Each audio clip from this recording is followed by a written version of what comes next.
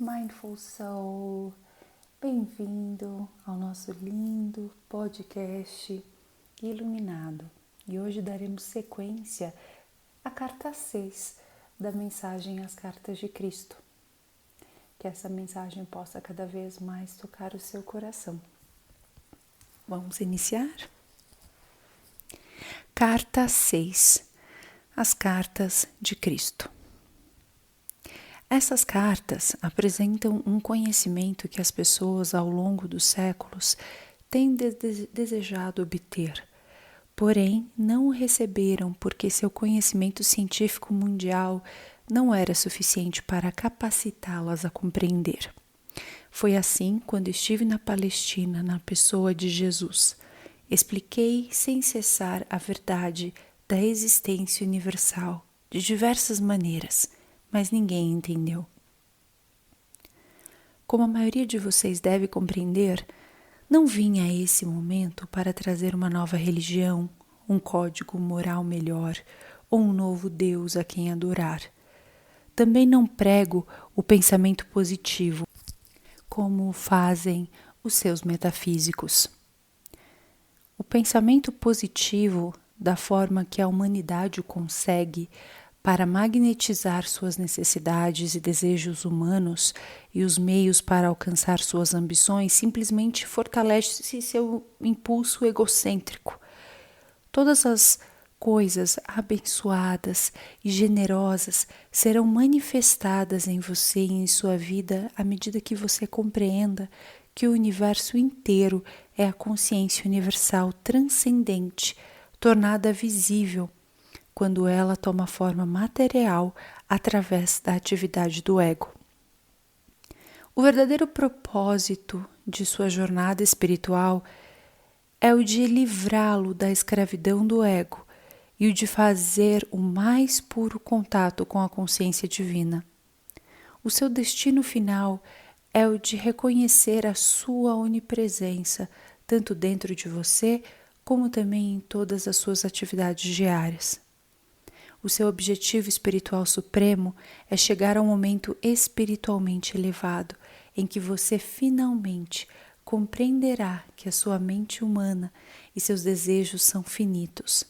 Portanto, eles nunca poderão levar você à felicidade e à realização que experimentará quando abandonar a sua individualidade e vier à consciência divina pedindo unicamente pelo caminho mais elevado, pela vida mais abundante e pelo verdadeiro propósito espiritual que você somente pode cumprir em seu estado terreno. Assim, para ajudar você a alcançar esse alto ponto de compreensão, detalharei as origens e a função do ego. Enquanto contemplo seu mundo, vejo uma dimensão atualmente controlada pela força do ego. Todas as coisas más em sua decadente sociedade atual, em suas enormes cidades sem alma, surgem da força do fogo. Essa é a fonte de toda atividade cruel, mentirosa e pervertida que está atualmente em operação em seu planeta. Essa força controla os meios de comunicação, a TV, as famílias e nações, produz as guerras em todo o planeta. Cria um miasma turvo de energias de baixa consciência que as entidades espirituais elevadas percebem e que é por demais horrível de se contemplar. O seu ego está impulsionando você. Se sua atual consciência está impregnada pelo amor às posses e por uma incapacidade de compartilhar com os demais, planejando modos de se fazer rico à custa dos outros, roubando ou não cumprindo com o trabalho conscienciosamente, não dando valor ao dinheiro que recebe, reclamando, resmungando, permitindo-se criticar, ser sarcástico, julgar, rejeitar, denegrir, gerando inimizade, intolerância, ódio, ciúmes, agressão, impulsos violentos, falsidades, relações desonestas e difamação. Seu ego está no controle e você terá dificuldades para deslocar-se através do miasma da consciência egocêntrica para poder ver a realidade. Por essa razão eu venho, por meio dessas cartas, para ajudá-lo a compreender exatamente o que está aprisionando você nas suas condições atuais, nesse horror que a mente humana não poderia imaginar há um século. Agora passo a explicar mais detalhadamente o ego. No momento de sua concepção, durante o ato sexual, quando a consciência de seu pai se elevou via espinha dorsal até o alto da cabeça e a tensão atingiu seu ponto máximo, a consciência de seu pai tocou brevemente a consciência divina, criando um relâmpago, uma pequena explosão, que ele viveu sob a forma do orgasmo, após o que uma injeção de consciência divina infundiu-se em seu sêmen para dar vida ao óvulo de sua mãe. No momento da união com a mulher e a explosão de tensão no homem no momento do orgasmo, reproduz o momento do Big Bang. Quando a unidade da consciência pai e mãe explodiu em energias separadas e tomaram forma as primeiras partículas elétricas, assim como a matéria aleatória, a consciência pai forneceu a energia de atividade e ímpeto, e a consciência mãe forneceu a ligação para dar forma às substâncias partículas elétricas. Esses são impulsos primitivos que dão vida e forma ao homem e à mulher. Espero que você compreenda que a criação não é uma criação de matéria impregnada com consciência.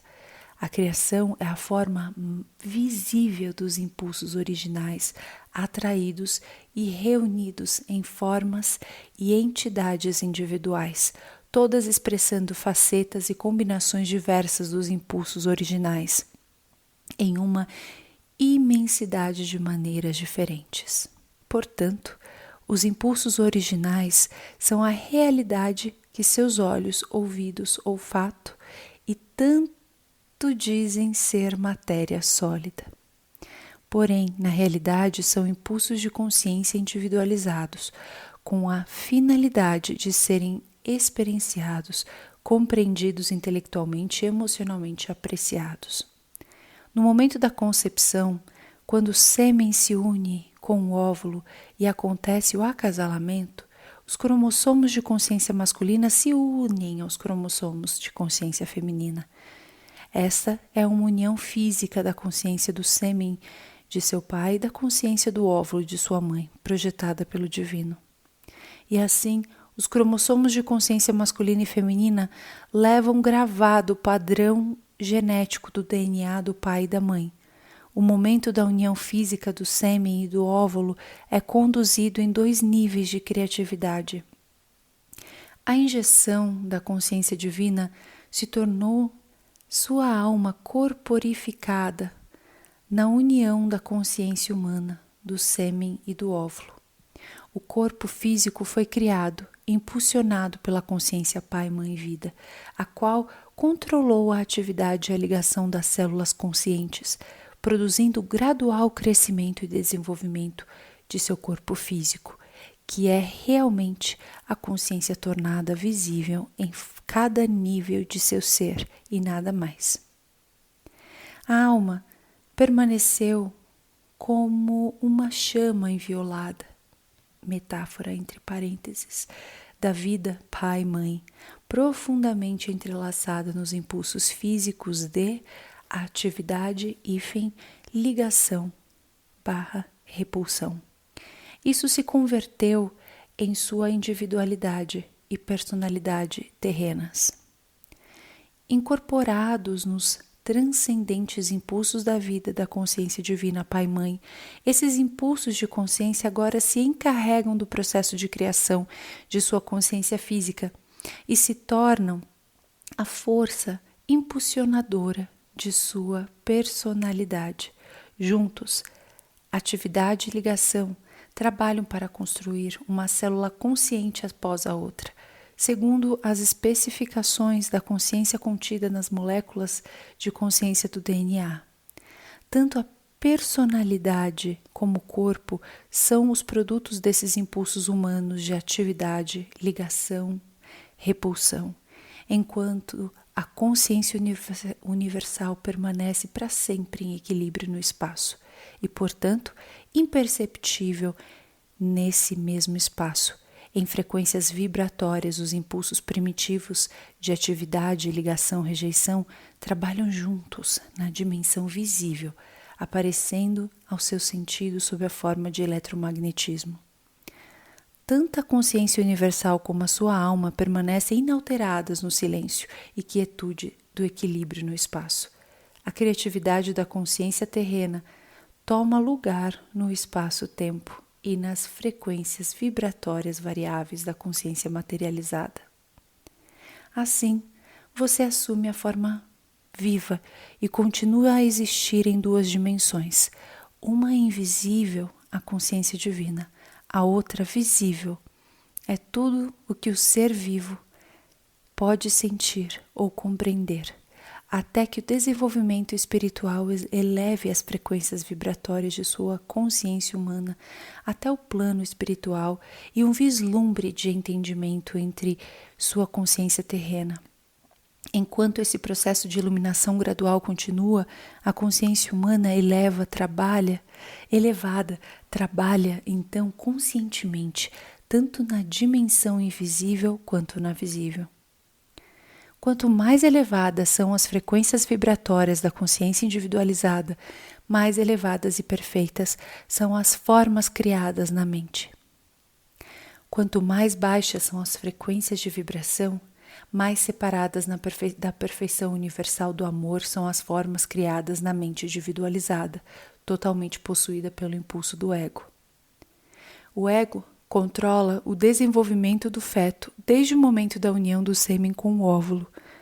O novo pequeno ser torna-se de imediato o eu, que sente satisfação e insatisfação no útero, dependendo da sensação de conforto ou mal-estar e do que ocorre à mãe. Quando você nasceu, ao ser separado do conforto do útero que o guardava, seus instintos de sobrevivência, impregnados com o profundo conhecimento original do ser criado existente em cada célula viva de seu corpo, o levaram a respirar e tornaram consciente de um vazio e de uma perda emocional, que você sentiu como um vazio físico e uma necessidade de nutrição física. E assim nasceu o choro de seu ego. Quando chorava, sua mãe lhe dava de mamar, o que era profundamente satisfatório, tanto física como emocionalmente. Quando suas necessidades eram plenamente satisfeitas, podia voltar a um estado de equilíbrio no sono. Quando você despertava desse equilíbrio, sentia uma sensação de insegurança. O equilíbrio estava agora dividido entre o conhecimento mental e emocional. Você recordava de sua mãe e seu leite representavam a satisfação da necessidade de segurança. E assim você chorava de novo. Então as suas necessidades eram satisfeitas novamente. Assim se desenvolveram seus impulsos do ego.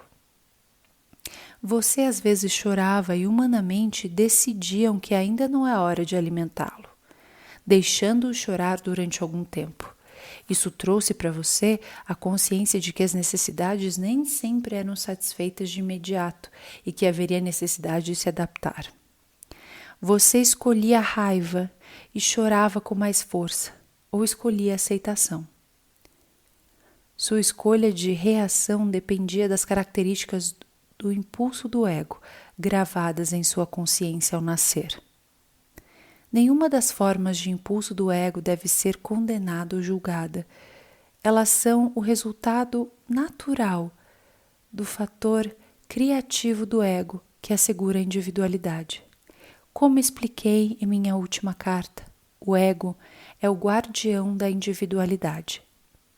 Se você não tivesse sido infundido com esse impulso para chorar, pelo que deseja para ser feliz, ou de recusar o que o entristece, você estaria à beira da não existência.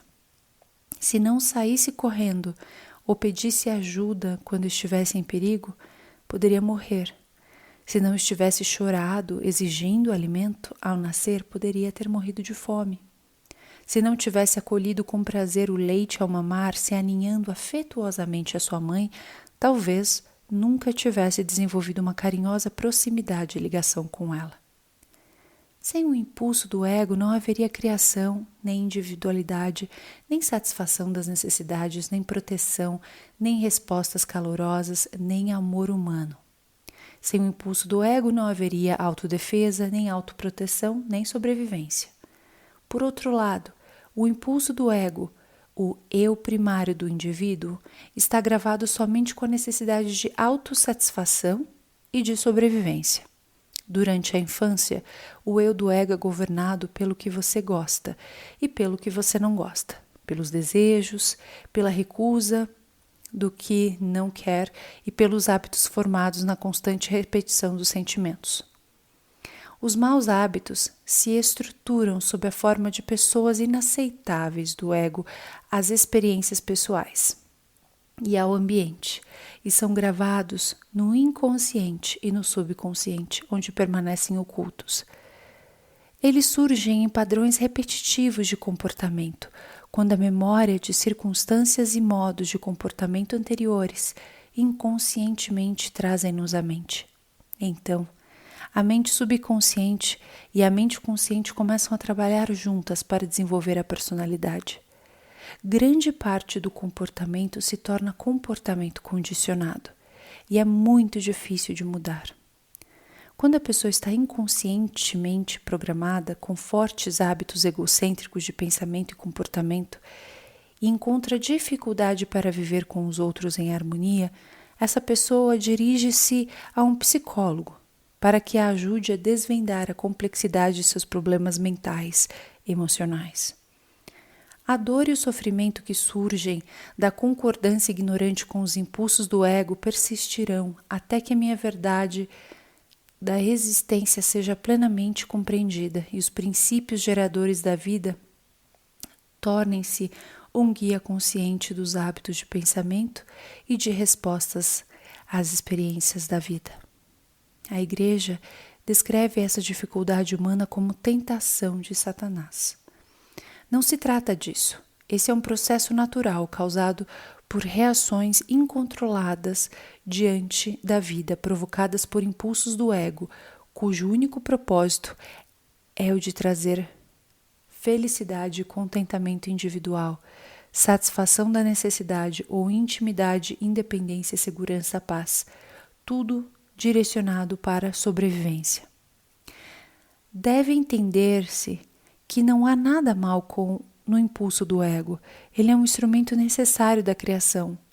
É o indivíduo por si mesmo quem provoca os desequilíbrios da vida ao dar ao impulso do ego pleno controle de sua personalidade, sem pensar ou ter consideração por outras pessoas.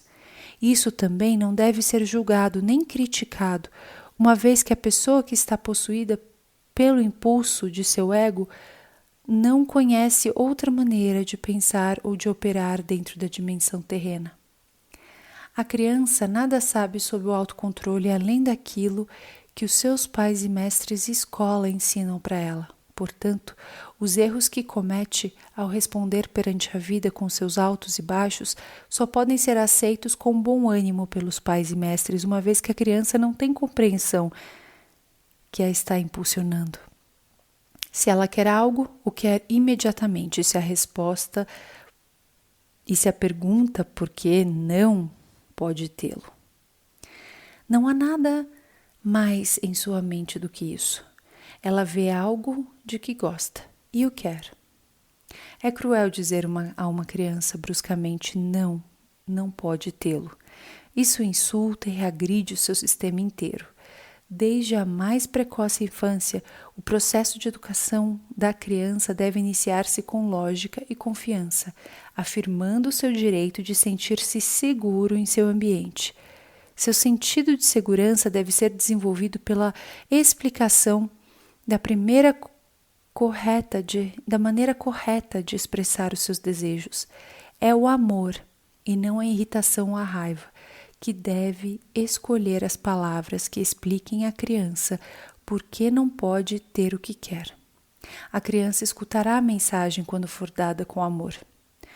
Quando for dada com impaciência, provocará seus impulsos do ego mais profundos e começará a assumir a forma de ressentimento, aberto ou oculto, ou um sentimento de frustração profundamente arraigado que fere o ego, reduzindo o sentido natural do valor próprio da criança. Uma criança necessita possuir esse sentido natural de valor pessoal que não deve ser subjugado ou destruído. É necessário que os pais e os mestres sinalizem à criança muito claramente que as outras pessoas do mundo também têm necessidades, seus direitos e suas posses, seus desejos de paz e prazer. Ninguém, criança ou adulto, tem o direito de perturbar outra pessoa com a finalidade de obter a sua própria satisfação. Se uma criança bate em outra e isso a faz chorar, é natural que a criança agredida pelo impulso de seu ego queira reagir de volta. Ela está programada para defender-se do outro. Isso requer que pais e mestres ensinem às crianças que a vingança em um conflito somente o aumenta, trazendo mais dor para cada criança, e por essa razão a vingança não tem sentido algum. O melhor é optar pelo riso e contornar a situação. E em lugar de permitir que continue a mesma irritação e a dor, é melhor levar o problema à consciência divina em oração. Pedir que a dor seja removida de sua consciência e buscar um modo de reconciliação. É necessário também ensinar a criança a tirar tempo para compreender que ela e a outra criança são igualmente nascidos no momento divino. Quando uma criança é espiritualmente receptiva, pode converter em hábito o processo de identificar sua afinidade espiritual com as outras crianças e com todo o ser vivo, e reconhecer que os direitos dos demais são iguais a seus próprios. Assim, ela terá recebido o maior dom espiritual possível. Desta maneira, enfraquece-se o impulso do ego pela prática e aplicação diária do amor inspirado, enquanto o seu eu original da criança permanece forte e seguro de si mesmo. Deve-se ensinar à criança os benefícios do riso, que descreverei e explicarei em uma das próximas cartas. Portanto, o ensino qualificado e sensível é absolutamente necessário para levar a criança a considerar os direitos dos demais como iguais aos seus próprios direitos. Essa é a lei espiritual que deveria predominar no lar e nas escolas. Qualquer outra lei que julgue as circunstâncias é defeituosa e sem equilíbrio. A melhor instrução dependerá não da vontade do professor e da atitude de porque eu disse pronto, mas de uma referência sistemática em cada circunstância ao amor fraternal e aos direitos iguais para todos. Ao mesmo tempo, uma criança não deveria ser doutrinada no autossacrifício, uma vez que esse tipo de cuidado deve ser desejado e originado somente das percepções e objetivos espirituais do indivíduo. O autossacrifício nasce da iluminação espiritual, do seguir um caminho mais elevado, do negar o pequeno eu, a fim de eliminar as barreiras do ego que obstruem a capacidade de sintonizar-se com a universalidade da consciência divina. O verdadeiro e iluminado autossacrifício leva a consciência espiritual às alturas da alegria. Não há nenhum tipo de sentimento de perda. Para descrever melhor a realidade da alma e do ego, quero que você junte as mãos, com as pontas dos dedos, tocando as pontas dos dedos, e os punhos juntos, deixando um espaço entre as mãos em forma de concha. As mãos representam a concha da consciência humana de uma pessoa, o ego. O espaço entre as mãos representa corretamente a alma, nascida da consciência pai, mãe, vida, no momento de sua concepção.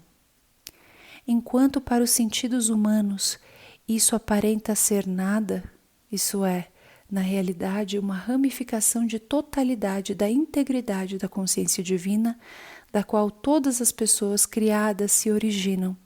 Suas mãos, com o espaço no meio, representam o eu. Suas mãos, direita e esquerda, representam duas potentes forças do impulso magnético do ego. Elas representam as forças de ligação-rejeição, mas ao mesmo tempo, elas são a representação das energias físicas que a ciência conhece como magnetismo, ligação e repulsão.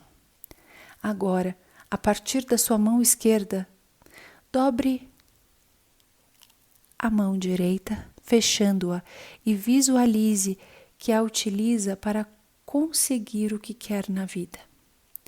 Ela representa também o que a sua consciência humana percebe como atitude ambiciosa perante a vida. Concentre-se nesse exercício e observe que a sua mão direita representa a força magnética da natureza, o vínculo, a atração, a gravidade evidente em toda a natureza. É a fonte de todo querer e desejar. É o impulso magnético que está sempre direcionado para conseguir o que seja necessário ou muito desejado e prazeroso na vida. Esse impulso magnético tem a intenção espiritual de ser dirigido para os propósitos edificantes, ganhando, sustentando, construindo e alcançando. Se não houvesse outras pessoas ou criaturas vivas no mundo, um impulso magnético poderia ter pleno domínio em uma personalidade e não causaria dano algum. É somente quando se tem que levar essa consideração às outras pessoas, outros seres vivos, ou outras posses, ou seres queridos de outros, que o incontrolado impulso magnético que atrai, liga, agarra e retém se torna uma doença da personalidade. Se não está equilibrado com as necessidades de todos os outros seres vivos. Agora, retorne suas mãos à posição inicial, formando uma concha com a mão esquerda. Então, leve a sua mão esquerda para trás e visualize que ela representa o impulso magnético de repelir, empurrar, esbofetear ou defender-se de qualquer invasão não autorizada de sua propriedade, posses ou qualquer ataque sobre sua pessoa, família ou trabalho. Essa mão esquerda representa o impulso magnético de rejeição, cuja intenção espiritual é a de assegurar privacidade e segurança em sua vida. É uma arma legítima quando sua sobrevivência física e emocional está em jogo. Contanto que você sempre se lembre de que cada ação sua é um padrão eletromagnético de atividade, atração, repulsão em consciência que repercute e no final se exterioriza na forma de um ataque similar sobre si mesmo. O aborrecimento pode vir sob a forma de uma crítica por parte de seus pais, professores ou chefe, e as palavras de autodefesa que afloram a sua mente e saem de sua boca são palavras do ego completamente motivadas pela autodefesa, expressando o impulso magnético de repulsão e rejeição. E quando suas palavras egóicas de ataque se incendeiam num discurso irado, assim também o ego de seu rival é igualmente ameaçado e surgem dele ou dela palavras de autodefesa contra você. O que pode ter começado com uma ação adulta necessária, apontando algum erro e uma maneira melhor de atuar, frequentemente é entendida por um ego sensível e autocentrado como um ataque pessoal. O que deveria ter sido um instante de crescimento transformou-se em um tempo de conflito, raiva, possíveis lágrimas, ressentimento contínuo e mútua hostilidade. Em situações como essas, inesperadas, rápidas e desnecessárias, se gera um conflito na mente, expressado em palavras, mesmo em ações que se perpetua através do ressentimento e do ódio. Lembre-se de que cada atividade mental, o pensamento e as reações emocionais de atração e repulsão são todas energias criativas da consciência. Essas energias da consciência criam as formas desagradáveis que repercutem, desenvolvem a direção do caráter e afetam os relacionamentos em geral e o meio ambiente. E elas reduzem a vitalidade do corpo, conduzindo diretamente uma sensação de mal-estar físico a uma infecção viral ou de uma doença crônica. Quando é atacado de algum modo, o caminho mais elevado, um caminho unicamente de repercussões construtivas, é o de recordar que você pode chamar instantaneamente a consciência divina, da qual receberá imediata proteção em qualquer eventualidade. Todavia, isso só é possível se você puder ir além do impulso magnético de resistência do ego, com a perfeita segurança de que a consciência divina atende cada uma de suas necessidades. Agora volte a sua mão esquerda para a posição original, junto à mão direita. Perceba que durante o exercício, o espaço entre as mãos permaneceu espaço. Ele não esteve envolvido em nenhuma atividade de suas mãos. E assim é como sua alma, quando seu ego está ocupado, segundo após segundo, sempre e para sempre em alerta para realizar as suas necessidades e para defender você de qualquer aborrecimento. A consciência divina de sua alma fica oculta, ainda que esteja sempre em seu interior. Quando estive na Terra, falava com muitas pessoas sobre o reino dos céus. Eu disse que ele estava dentro de cada um, e assim é. É a sua alma, é a morada do equilíbrio da consciência divina, que deu para você o ser como um futuro, homem ou mulher. Desejo muito poder depositar em sua mente uma visão mais ampla de sua fonte de ser, para que você possa perceber com um pouco mais de clareza o seu começo, de onde você veio. Você também deve compreender que sempre que pronuncie uma palavra para descrever aquele que verdadeiramente não é conhecível, eu mesmo estou nas mais altas frequências infinitesimais de vibração, no limite do grande equilíbrio universal, de onde todas as coisas retiram o seu ser e a sua forma. Se eu falar de uma montanha, uma imagem virá à sua mente, porém você não conhecerá a imensidão de sua estrutura, a resistência de sua rocha, os seus barrancos, picos e cavernas, a neve que a cobre a cada inverno, as cascatas caindo em mananciais quando se derretem as geleiras.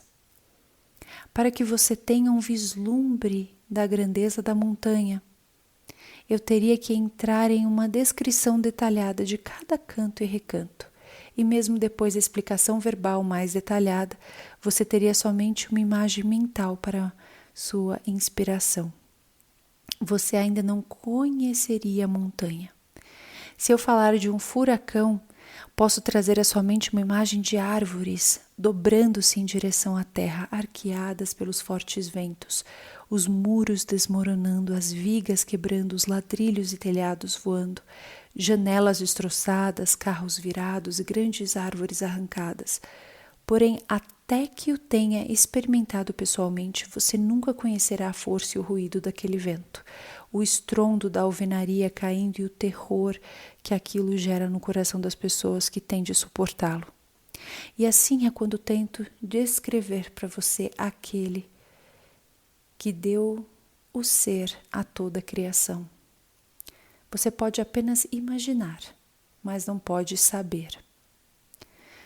Você começará a ter alguma ideia do que eu tento explicar somente depois de ter experimentado por si mesmo tudo o que eu disse a respeito.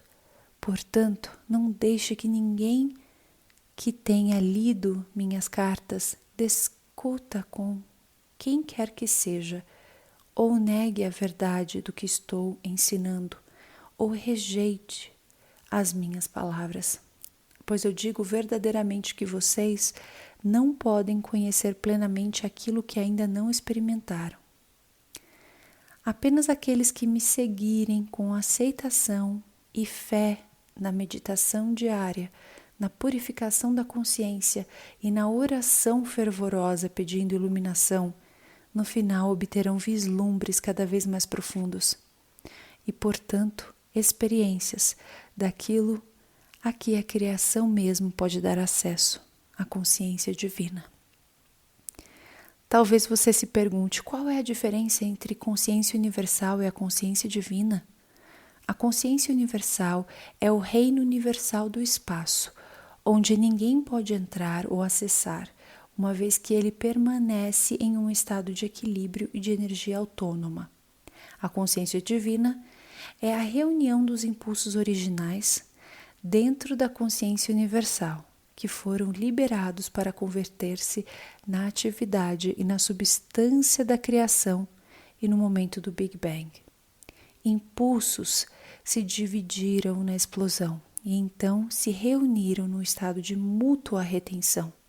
Estavam destinados a trabalhar para sempre no reino criado, separadamente se manifestando como energias ou em conjunto, retidos em equilíbrio.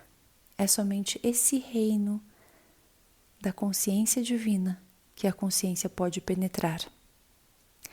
Talvez o parágrafo seguinte explique isso com maior clareza. Encerramos aqui a leitura da primeira parte da carta 6, na mensagem às cartas de Cristo. E aqui quem vos fala é a Ágata, que está fazendo essa leitura, o ser Ágata que está aqui falando com vocês. Obrigada pela presença. Nos vemos na sequência. O próximo episódio, a segunda parte da carta 6. Mindful Soul, que a sua vida seja cada vez mais iluminada, cheia de saúde, paz, abundância a você que está me ouvindo agora e a todos o que o rodeiam. Sejam felizes, cada vez mais impressionados e penetrados pela alegria divina. E assim é. Até o nosso próximo episódio. Namastê.